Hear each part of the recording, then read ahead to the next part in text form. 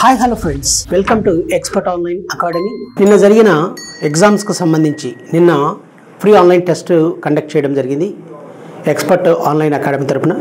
ఈ యొక్క free online test ఎగ్జామ్లో జాగ్రఫీకి సంబంధించి ఏ రకమైన క్వశ్చన్స్ అడిగారు, వాటికి సంబంధించిన ఆన్సర్స్ ఏంటి, ఆన్సర్ ఎందుకు అవుతుంది అనే దానిపై మనం డిస్కషన్ చేద్దాం. ఓకేనండి? అందరూ కూడా ఎగ్జామ్ రాసిన వాళ్ళు, రాయని వాళ్ళు కూడా మరి ఒకసారి ఫాలో అవ్వండి. అద్భుతమైన క్లాసెస్ కాబట్టి ఇలాంటి టెస్ట్లు కండక్ట్ చేయడం జరుగుతుంది ఎక్స్పర్ట్ ఆన్లైన్ అకాడమీ తరపున. మీరందరూ కూడా ఒకసారి చూస్తే ఓకే, ఇవి మనకు యూస్ఫుల్గానే ఉన్నాయి. భవిష్యత్తులో టీజీపీఎస్సీ కానీ ఏపీపీఎస్సీ కానీ కండక్ట్ చేసే ఎగ్జామ్స్లో, నేషనల్ లెవెల్లో జరిగే ఎగ్జామ్స్లో కానీ మనం వీటిని ప్రాక్టీస్ చేస్తే మనం సక్సెస్ అవ్వటానికి అవకాశాలు ఉన్నాయనేది ఒక కాన్ఫిడెన్స్ అనేది మీలో ఏర్పడుతుంది. అందులో భాగంగా ఈ యొక్క క్వశ్చన్స్ ఎక్స్ప్లెయిన్ చేస్తానండి. ఓకే, క్వశ్చన్స్ వచ్చేసి విత్ ఎక్స్ప్లెనేషన్. ఒక్కసారి చూడండి please. First one, the Kalapani, Lipulekh and Limpiyadhura region is a dispute territory between అన్నాడు. Listen once again. The Kalapani, Lipulekh and Limpiyadhura region is a dispute territory between. తెలుగులో చూడండి. కాలపాని, లిప్ లేక్, కాలపాని, లిప్ లేక్ మరియు లింపియాదురా ప్రాంతాలు ఏ రెండు దేశాల మధ్య వివాదాస్పద భూభాగాలు అని క్వశ్చన్ అడుగుతున్నాడు. దీనికి ఆన్సర్ ఏంటి అంటే చిన్న ఫస్ట్ ఆప్షన్ చూడండి. A, India and China. India and China అంటున్నాడు. One is India and China, భారతదేశం మరియు చైనా. సెకండ్ ఆప్షన్ వచ్చేసి బి వచ్చేసి ఇండియా అండ్ పాకిస్తాన్ అని ఇచ్చారు. Third one India and Nepal, అంటే C India and Nepal. And fourth one is D Nepal and Bhutan. కాబట్టి ఇక్కడ కరెక్ట్ ఆన్సర్ వచ్చేసి ఏంటంటే ఇండియా నేపాల్ మధ్య, అంటే భారతదేశం మరియు నేపాల్ మధ్య ఈ యొక్క కాలపాని, లిప్ లేక్ మరియు లింపియాదురా ప్రాంతాలు ఈ యొక్క వివాదాస్పదంగా ఉన్నాయి. ఓకేనా? ఇది కాబట్టి కరెక్ట్ ఆన్సర్ వచ్చేసి ఏంటండి India and Nepal. India and Nepal. ఇక్కడ చూడండి ఎందుకు వివాదాస్పదంగా ఉన్నాయి. ఈ యొక్క కాలపాని, లిప్ లేక్ మరియు లింపియాదురా అనే ప్రాంతాలు వచ్చేసి బేసికల్గా చెప్పాలంటే ఈ యొక్క భారత్ మరియు నేపాల్ సరిహద్దుల్లో ఉన్నాయి. భారత్లో మరి ముఖ్యంగా ఉత్తరాఖండ్ రాష్ట్రానికి అటు నేపాల్కి వచ్చే సరిహద్దుల్లో ఈ యొక్క కాలపాని, లిప్ లేక్ మరియు లింపియాదురా ప్రాంతాలు ఉన్నాయి. ఇటీవల కాలంలో రీసెంట్గా ఏం చేశారంటే ఈ యొక్క నేపాల్ దేశం ఈ ప్రాంతాలను తమ భూభాగమునకు చెందినవిగా వారి యొక్క మ్యాప్స్లో చూపించడం జరిగింది. అందువలన కాలపాని, లిప్ లేక్ అండ్ లింపియాదురా ప్రాంతాలు భారత్, నేపాల్ మధ్య వివాదాస్పదమైన ప్రదేశాలు. ఓకేనా అండి? కాబట్టి కరెక్ట్ ఆన్సర్ వచ్చేసి India and Nepal. Yes. Next question చూడండి. Second question, arrange these major Indus tributaries in order from north to south. Jhelum, Chenab, Ravi, Beas and సట్లెస్. ఉత్తరం నుండి దక్షిణ దిశలో ఉన్న ప్రధాన ఇండస్ నది ఉపనదులను సరైన క్రమంలో అమర్చండి. జీలం, చినాబ్, రావి, బియాస్ మరియు సట్లెస్ అన్నాడు. ఈ నదులను అంటే ఉత్తరం నుంచి, ఇప్పుడు ఫర్ ఎగ్జాంపుల్ మనం ఏం చెప్తామండి, భారతదేశానికి సంబంధించిన భూభాగం చూడండి. జనరల్గా భారతదేశంలో నదులు వచ్చేసి మీకు ఇప్పుడు ఒకటి ఫర్ ఎగ్జాంపుల్ ఇది వచ్చేసి ఏంటండి, భారతదేశం ఇలా ఉంది. ఇలా ఉన్నప్పుడు భారతదేశానికి సంబంధించి ఇక్కడ మీకు టిబెట్ అండి, ఇది టిబెట్లోని మానస సరోవర్.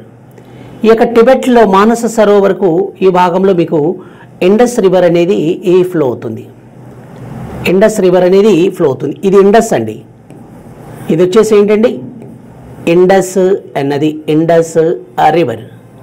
ఈ యొక్క ఇండస్ రివర్ అనేది అలా ఫ్లో అవుతుంది. అలా ఫ్లో అవుతున్నప్పుడు మరి బేసికల్గా చెప్పాలంటే ఇండస్ నది అలా ఫ్లో అవుతుంది కదా. ఫ్లో అయ్యేటప్పుడు ఈ నదితో కొన్ని వరుసగా ఇలా కలుస్తున్నాయి అన్నమాట. నెక్స్ట్ వన్ ఇక్కడ చూడండి, ఇలా కలుస్తున్నాయండి.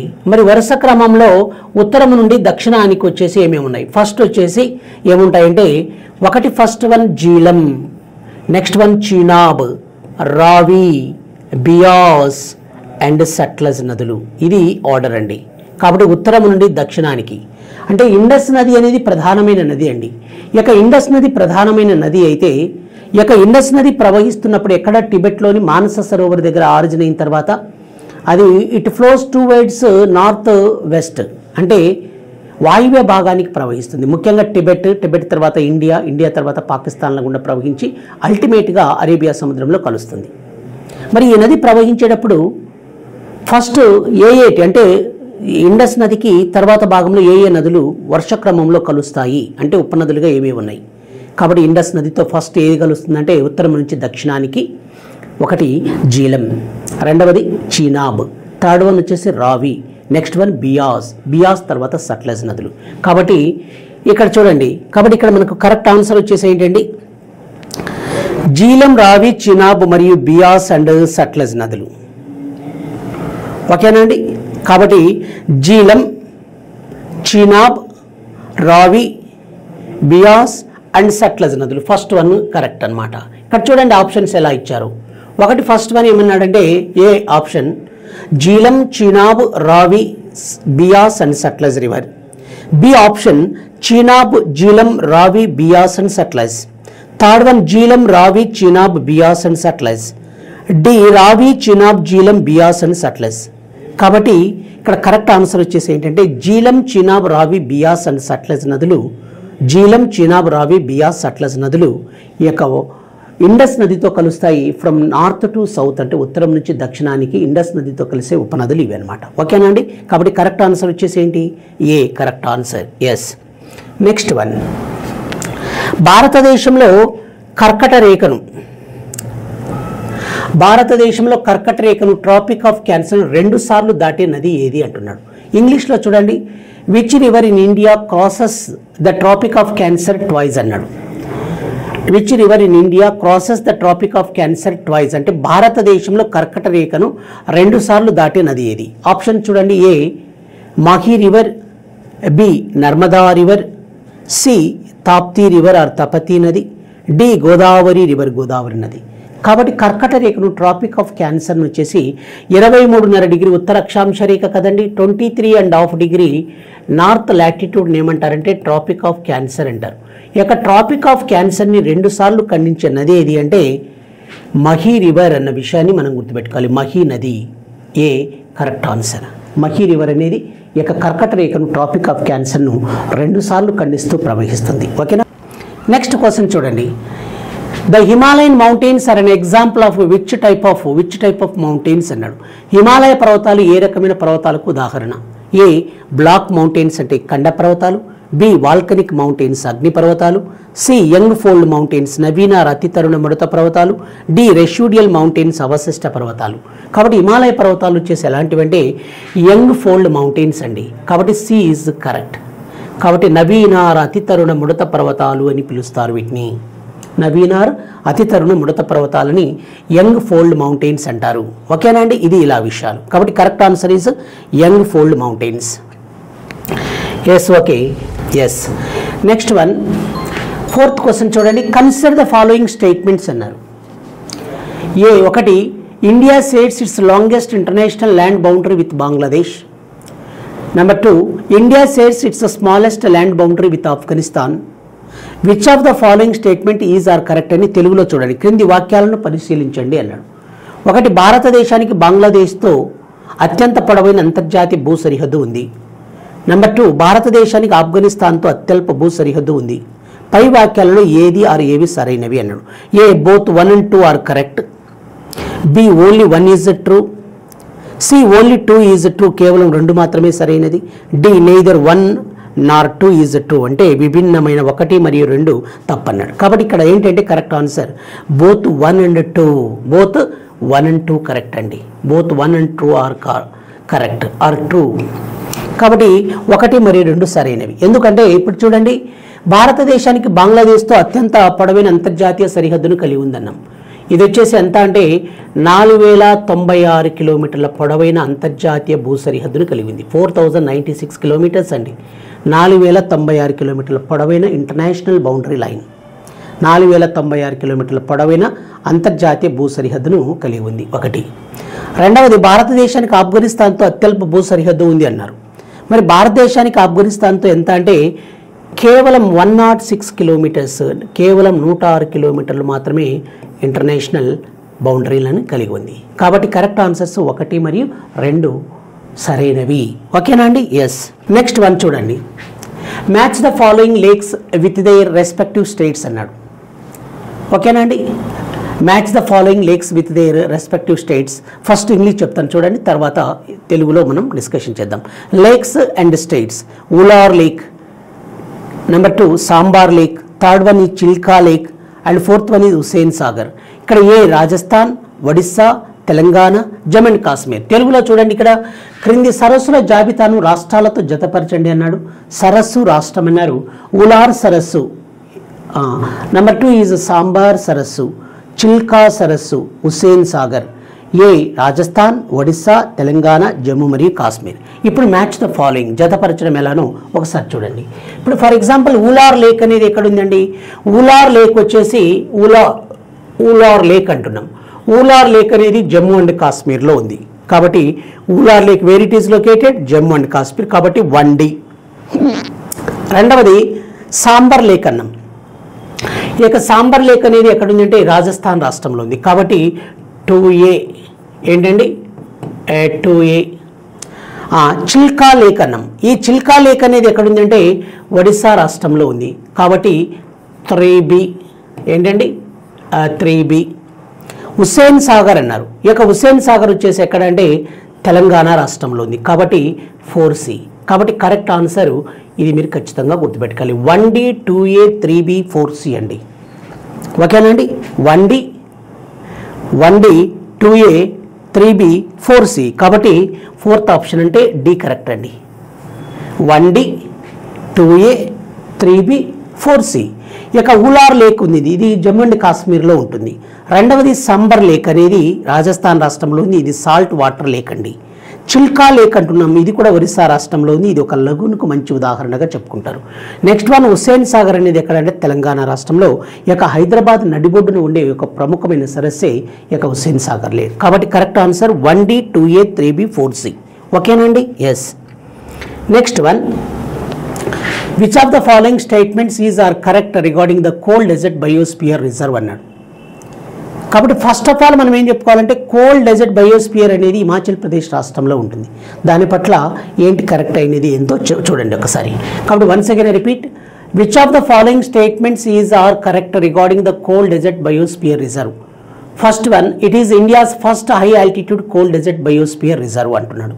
Number 2 is it is India's 13th site to be included in the UNESCO World Network of Biosphere Reserve WNBR. Third one, it lies in the rain shadow region of the Himalayas, making it one of the desert driest ecosystem. Select the correct answer అన్నాడు. తెలుగులో చూడండి ఒక్కసారి. Cold desert biosphere reserve గురించి క్రింది ప్రకటనలో ఏది are ఏవి సరైనవి ఆర్ సరైనవి అంటున్నాడు. ఇది ఫస్ట్ వన్, ఇది భారతదేశంలో మొట్టమొదటి ఎత్తైన శీతల ఎడారి బయోస్పియర్ రిజర్వ్ అన్నాడు. Yes. Number 2 is UNESCO world network of biosphere రిజర్వ్లో చేర్చబడిన భారతదేశంలో 13వ ప్రాంతం ఇది. థర్డ్ వన్, ఇది హిమాలయ వర్షఛాయ ప్రాంతంలో రెయిన్ షాడో రీజన్లో ఉంది. ఇది అత్యంత పొడి పర్యావరణ వ్యవస్థలో ఒకటిగా నిలిచింది. సరైన సమాధానాన్ని ఎంచుకోండి. కాబట్టి బేసికల్గా చెప్పాలంటే ఏంటి ఇక్కడ విషయం ఏంటంటే భారతదేశంలో ఇండియాలో ఈ యొక్క మొట్టమొదటి ఎత్తైన శీతల ఎడారి బయోస్పియర్ రిజర్వ్ ఏదంటే కోల్డ్ డెజర్ట్. ఇది హిమాచల్ ప్రదేశ్ రాష్ట్రంలో ఉంటుంది. కాబట్టి ఎగ్జాక్ట్లీ కరెక్ట్. కాబట్టి బేసికల్గా చెప్పాలంటే it is India's first high altitude cold desert biosphere reserve. Exactly correct. కాబట్టి ఇది భారతదేశంలో మొట్టమొదటి ఎత్తైన శీతల ఎడారి బయోస్పియర్ రిజర్వ్. ఇది హిమాచల్ ప్రదేశ్లో ఉంది. Number 2, UNESCO world network of biosphere రిజర్వ్లో చేర్చబడిన భారతదేశంలో 13వ ప్రాంతం అన్నాడు. ఎస్, ఎగ్జాక్ట్లీ కరెక్ట్ ఇది కూడా.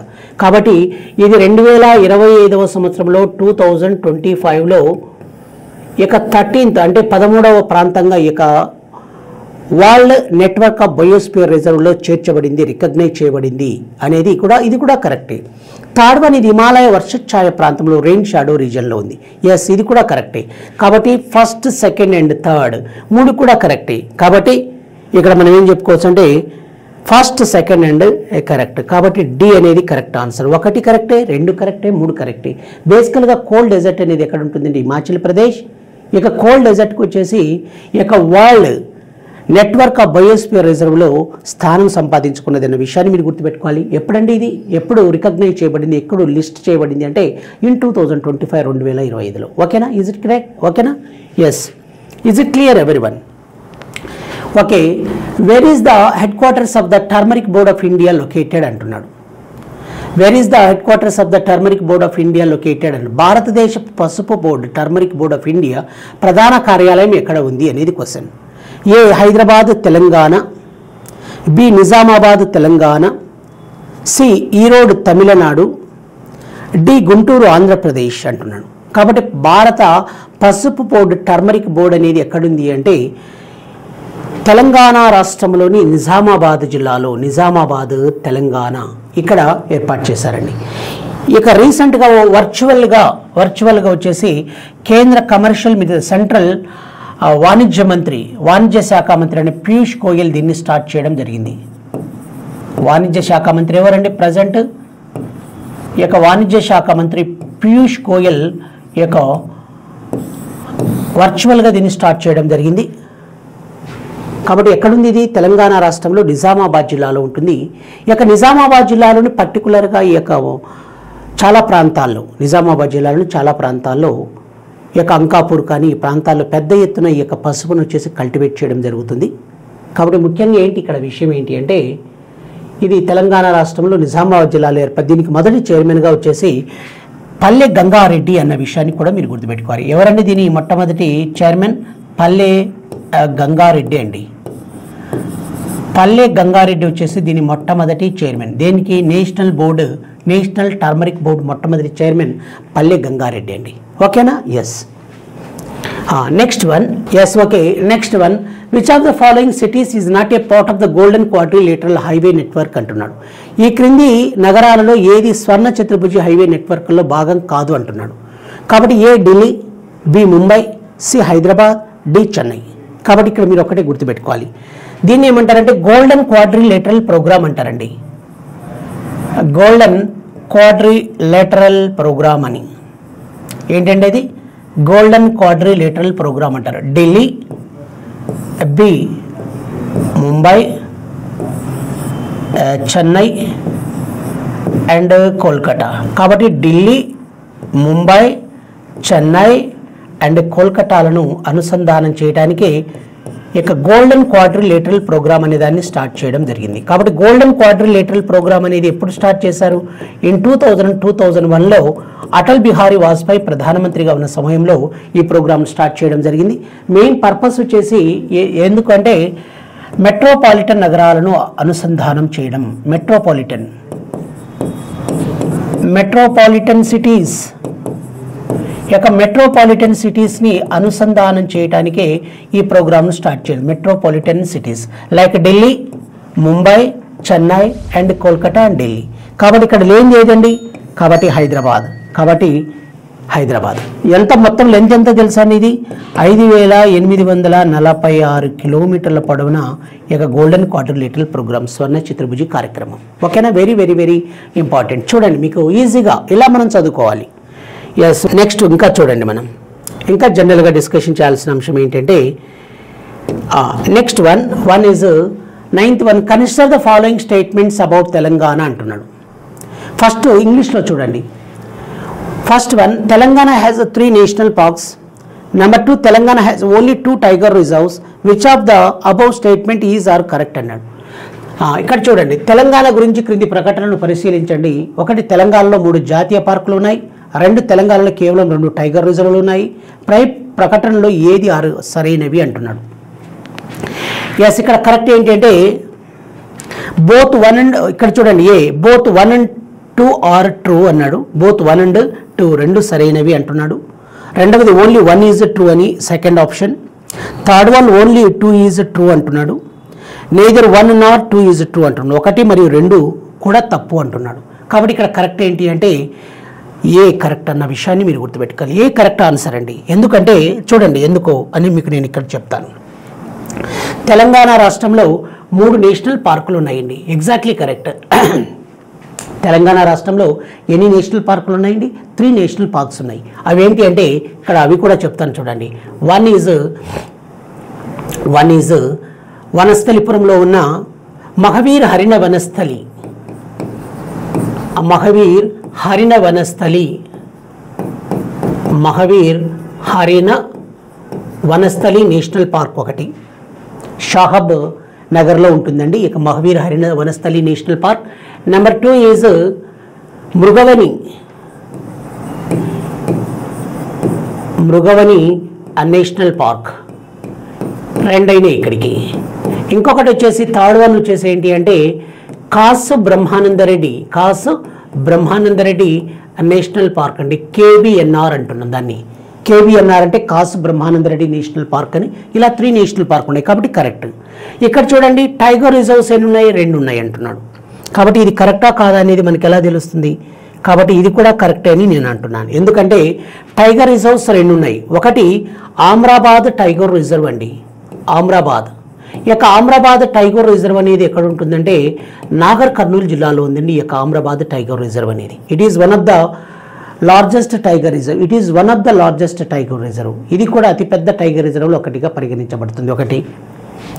రెండవది కవాల్, కవాల్ టైగర్ రిజర్వ్. ఏదండి? కవాల్, కవాల్ టైగర్ రిజర్వ్ అనేది ఒకటి. రెండవది ఆమ్రాబాద్.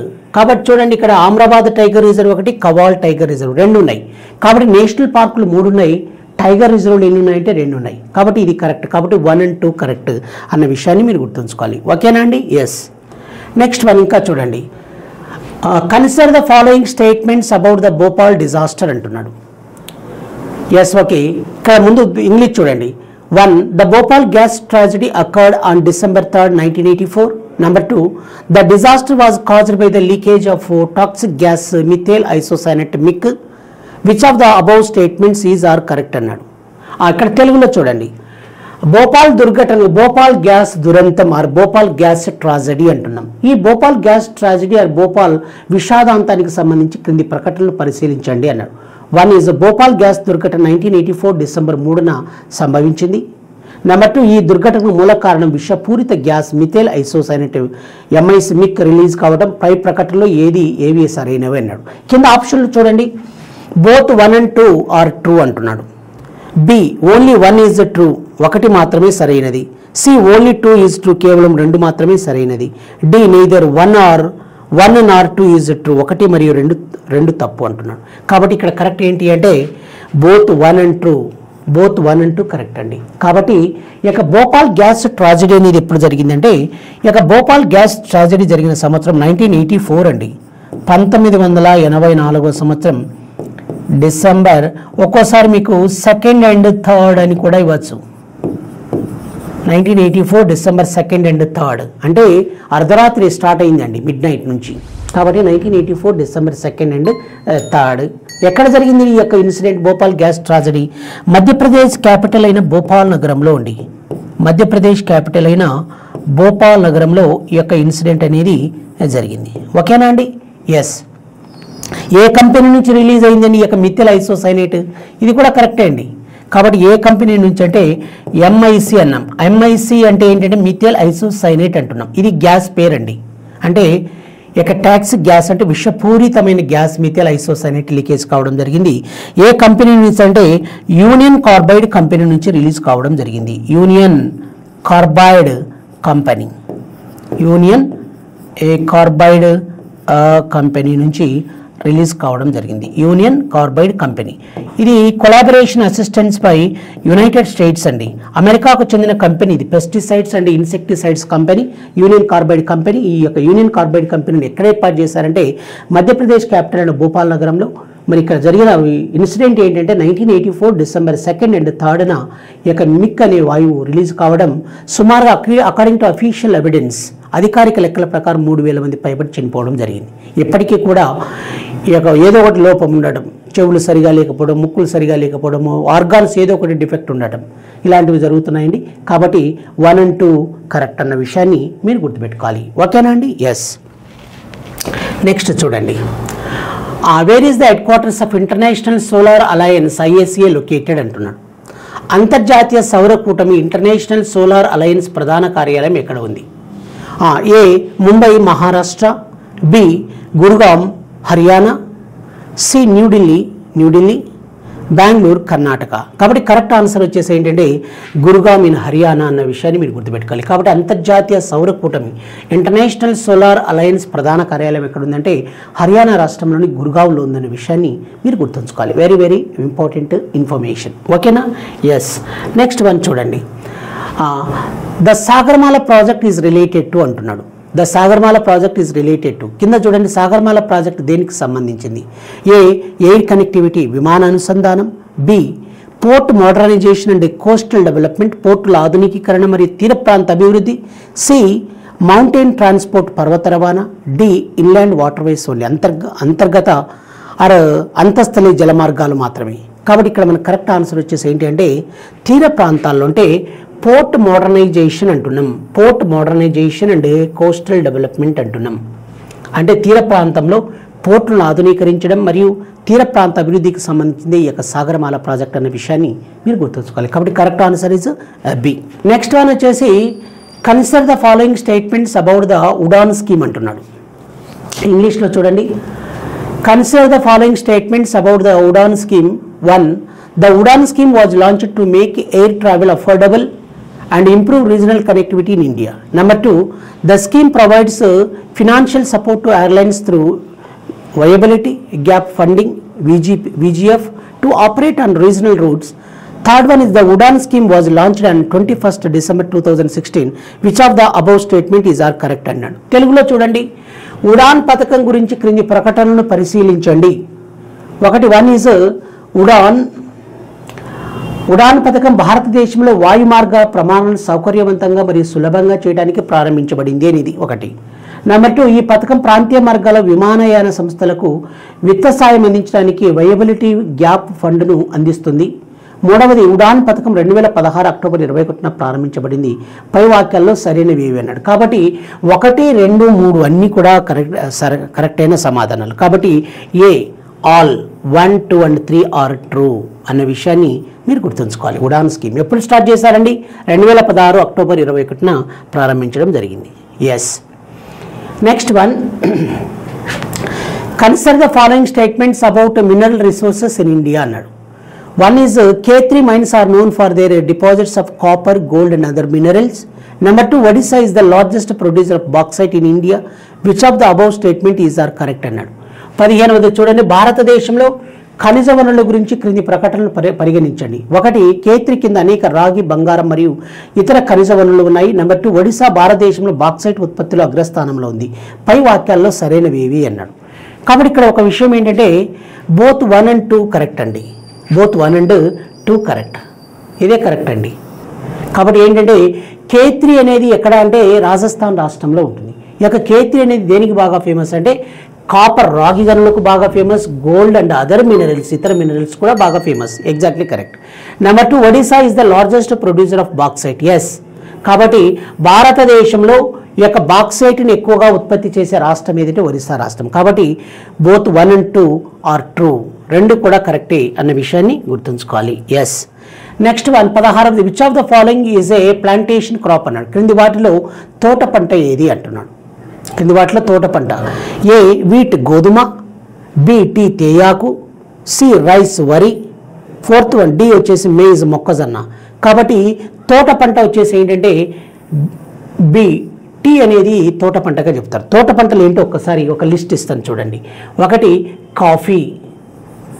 కాఫీ అనేది తోట పంటని, టీ కూడా తోట పంటగానే పరిగణించడం జరుగుతుంది.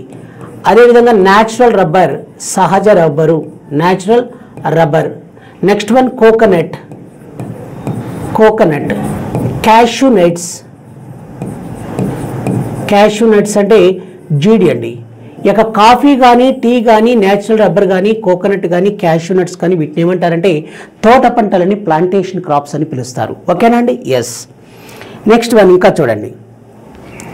Consider the following statements about monsoons in India అంటున్నాం. 1 is the southwest monsoon is responsible for about 80% of India's total rainfall. Number 2, the northeast monsoons mainly brings rainfall to Tamil Nadu and parts of southeast India. Which of the following statements is are correct అంటున్నాడు. ఇక్కడ తెలుగులో చూడండి ఒక్కసారి. భారతదేశంలో ఋతుపవనాల గురించి క్రింది ప్రకటనలు పరిశీలించండి. ఒకటి, నైరుతి ఋతుపవనాల వల్ల భారతదేశానికి సుమారు 80% వర్షపాతం సంభవిస్తుంది. నెంబర్ 2, ఈశాన్య ఋతుపవనాల వల్ల తమిళనాడు మరియు ఆగ్నేయ భారతదేశంలో వర్షపాతం సంభవిస్తుంది. పై వాక్యాల్లో సరైనవి ఏవి అన్నాడు. కాబట్టి ఇక్కడ చూస్తే మనం నైరుతి ఋతుపవనాల వల్ల అంటే సౌత్ వెస్ట్ మాన్సూన్స్ వల్ల భారతదేశానికి సుమారు 80% వర్షపాతం అనేది సంభవిస్తుంది. 80% వర్షం పడుతుందండి. వేటి వల్ల? సౌత్ వెస్ట్ మాన్సూన్స్ వల్ల. నెంబర్ 2, ఈశాన్య ఋతుపవనాల వల్ల తమిళనాడు మరియు ఆగ్నేయ భారతదేశంలో వర్షపాతం సంభవిస్తుంది. కాబట్టి రెండు కూడా కరెక్టే. కాబట్టి ఇక్కడ మనకి ఏంటి అంటే both 1 and 2 ఆర్ ట్రూ అన్న విషయాన్ని మీరు గుర్తుపెట్టుకోవాలి. ఓకేనా అండి? ఎస్. నెక్స్ట్ వన్ ఇప్పుడు చూడండి 18th one, match the following deserts with the countries they are mainly located in అన్నాడు. డెజర్ట్స్ అండ్ కంట్రీస్ చూడండి, ఒక మ్యాచ్ ద ఫేర్ అన్నాడు. Deserts countries, 1 is Sahara desert, number 2 is Gobi desert, third one is Arabian desert, fourth one is Thar desert. ఇక్కడ countries A India, B Africa, C Mongolia or China, D Saudi Arabia, Oman and United Arab Emirates అన్నాడు. తెలుగులో చూడండి ఒకసారి, ఈ క్రింది ఎడారులను సంబంధిత దేశాలతో సరిపోల్చండి. ఎడారులు దేశాలు: సహారా ఎడారి, గోబీ ఎడారి, అరేబియా ఎడారి, థార్ ఎడారి. దేశాలు: భారతదేశం, Africa, Mongolia, China, Saudi Arabia, Oman and UAE అన్నాడు. కాబట్టి ఇక్కడ చూడండి మనం ఒక్కసారి సింపుల్ అండి. డెజర్ట్స్లో సహారా డెజర్ట్ అనేది ఎక్కడ ఉంటుంది? ఆఫ్రికాలో ఉంటుంది. ఓకేనా అండి? గోబీ డెజర్ట్ అనేది ఎక్కడ ఉందంటే మంగోలియా అండ్ చైనాలో గోబీ డెజర్ట్, కోల్డ్ డెజర్ట్ అండి ఇది. ఇదేమో సహారా డెజర్ట్ ఉష్ణమండల ఎడారి, గోబీ డెజర్ట్ వచ్చేసి శీతల ఎడారి. అరేబియన్ డెజర్ట్ వచ్చేసి ఎక్కడుంది అంటే Saudi Arabia, Oman and United Arab Emirates. Thar desert వచ్చేసి ఎక్కడుంది అంటే థార్ డెజర్ట్ ఇండియాలో ఉంది. కాబట్టి దీని ప్రకారం మనకు ఆన్సర్ ఏదై ఉండొచ్చు. కాబట్టి 1B, నెక్స్ట్ వన్ 2C అండి, 2C. Next one 3D and 4A. ఓకేనండి? ఇది మీరు ఖచ్చితంగా గుర్తుపెట్టుకోవాలి. చూడండి ఇక్కడ 1B 2C 3D 4A, D correct అండి. చూడండి ఇక్కడ. ఓకేనా? కాబట్టి సహారా డెజర్ట్ ఆఫ్రికా ఖండంలో ఉంటుంది. ఇది ప్రపంచంలో అతిపెద్ద ఉష్ణమండల ఎడారి. It is the biggest tropical desert in the world in terms of area. 15 మిలియన్ల చదరపు కిలోమీటర్ల విస్తీర్ణంలో ఈ యొక్క సహారా డెజర్ట్ అనేది విస్తరించి ఉంది. ఇది అతిపెద్ద ఉష్ణమండల ఎడారి. ఎక్కడుంది? ఆఫ్రికన్ కాంటినెంట్లో ఉంది. రెండవది గోబీ డెజర్ట్ అంటారు. ఈ గోబీ డెజర్ట్ అంటే ఏంటంటే it is not a tropical desert, it is a cold desert. ఇది వచ్చేసి చైనా దేశంలోను మంగోలియా దేశంలో విస్తరించి ఉంది ఈ యొక్క గోబీ కోల్డ్ డెజర్ట్ అనేది. నెక్స్ట్ వన్ అరేబియన్ డెజర్ట్ అంటున్నాం. ఈ యొక్క అరేబియన్ డెజర్ట్ ఎక్కడంటే సౌదీ అరేబియాలోను, ఒమన్లోను, యునైటెడ్ అరబ్ ఎమిరేట్స్లో ఈ యొక్క అరేబియన్ డెజర్ట్ అనేది విస్తరించి ఉంది. మరి థార్ డెజర్ట్ ఎక్కడంటే ఇండియాలో రాజస్థాన్ రాష్ట్రానికి వెస్టర్న్ పార్ట్లో ఈ యొక్క థార్ డెజర్ట్ అనేది ఇది కూడా ఉష్ణమండల ఎడారిగానే పరిగణించడం జరుగుతుంది. ఓకేనండి? Yes. Next one, consider the following statements అన్నాడు. 1 is India is the most populous country in the world as of 2025. Number 2, the United States has the largest economy globally. Which of the above statement is are correct అన్నాడు. తెలుగులో చూడండి ఒకసారి, క్రింది ప్రకటనలు పరిశీలించండి. భారతదేశం 2025 నాటికి ప్రపంచంలో అత్యధిక జనాభా కలిగిన దేశంగా ఉంది. Yes, exactly correct. కాబట్టి 2025 నాటికి ప్రపంచంలో అత్యధిక జనాభా కలిగిన దేశం ప్రపంచంలో ఏదంటే ఇండియానే అండి. Number 2, United states of America USA ప్రపంచంలో అతిపెద్ద ఆర్థిక వ్యవస్థను కలిగి ఉంది. ఇది కూడా కరెక్టే. కాబట్టి యునైటెడ్ స్టేట్స్ ఆఫ్ అమెరికా అనేది ప్రపంచంలో అతిపెద్ద ఆర్థిక వ్యవస్థ. అంటే it has largest economy, it is the largest economy in the world. ప్రపంచంలో అతిపెద్ద ఆర్థిక వ్యవస్థను కలిగి ఉన్న దేశం ఏదంటే యునైటెడ్ స్టేట్స్ ఆఫ్ అమెరికా. మరి ప్రపంచంలో 2025 నాటికి ప్రపంచంలో అత్యధిక జనాభా కలిగిన దేశం ఏదంటే చైనా కాదు, ఇండియా 2025 నాటికి. కాబట్టి మనకు బోత్ 1 and 2 కరెక్ట్. కాబట్టి ఇక్కడ చూడండి, బోత్ 1 and 2 ఆర్ ట్రూ. ఓకేనా? ఎస్. ఇది మనం జనరల్గా డిస్కషన్ చేయాల్సిన అంశాలు. ఎస్, ఓకేనండి. Thank you very much. ఇవి జాగ్రఫీకి సంబంధించిన అంశాలు. Thank you very much to all.